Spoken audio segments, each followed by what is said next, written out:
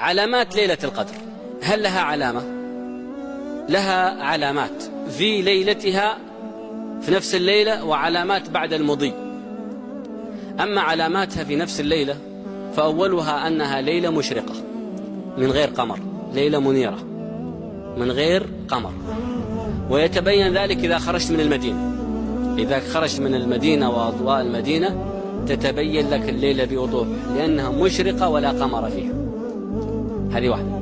اثنين، أنها ليلة سمحة طلقة، لا حر ولا برد، ليست بالحارة تحتاج تشغل مكيف أو تشغل، وليست بالباردة تحتاج تلبس فيه، فهي ليلة متساوية معتدلة، لا حر ولا برد. أنها أيضا ليلة تتضح فيها الكواكب الخفية، يعني لو تنظر السماء في غير ليلة القدر تشوف نجوم وتشوف نجوم خفية، في ليلة القدر تتضح لك النجوم كلها الخفية وغير الخفية، فتتجلى فيها وتتزين فيها السماء على أحسن ما يكون. ولهذا الله عز وجل يقول: زينا السماء بزينة الكواكب. تلك الزينة تتجلى في ليلة القدر أكثر ما تتجلى.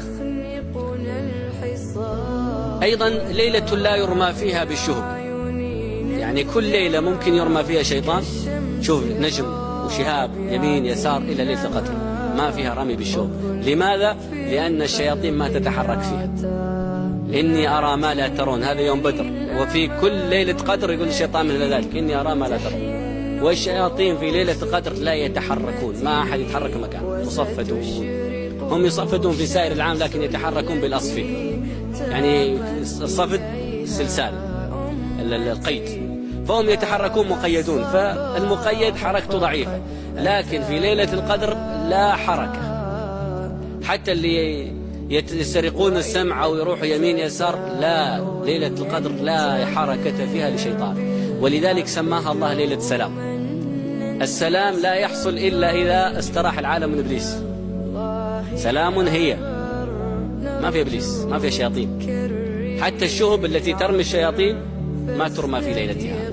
الله عز وجل يقول عن رمي الشياطين: والصافات صفا فالزاجرات زجرا فالتاليات ذكرا إن إلهكم لواحد رب السماوات والأرض وما بينهما رب المشارق إنا زينا السماء الدنيا بزينة الكواكب وحفظا من كل شيطان مارد لا يسمعون إلى الملأ الأعلى ويقذفون من كل جانب دحورا ولهم عذاب واصب إلا من خطف الخطفة فأتبعه شهاب ثاقب. هذا لا يحصل في ليلة القدر، لأن لا أحد يخطف خطفة من الشياطين ولا أحد يقرب من السماء، لأن الملائكة تتنزل، ونزول الملائكة هو سبب هروب الشياطين. فاهمين؟ تنزل الملائكة تروح فيها. طيب، من علاماتها أيضا أنها ليلة قد ينزل فيها غيث، مطر، قل أو كثر، عندك وعند غيرك، لا بد في ليلتها في الغالب ينزل فيها مطرا. قال النبي صلى الله عليه وسلم: أريت ليلة القدر وأريت صبيحتها أني أسجد في طين وماء. فكان النبي صلى الله عليه وسلم صبيحة ليلة 21 وقيل 23 يسجد في الطين والماء، ورآه بعض الصحابة على جبهته وأنفه أثر الطين والماء. هذه العلامات في ليلة القدر. طيب، مضت، كيف تعرفها بعد مضيها؟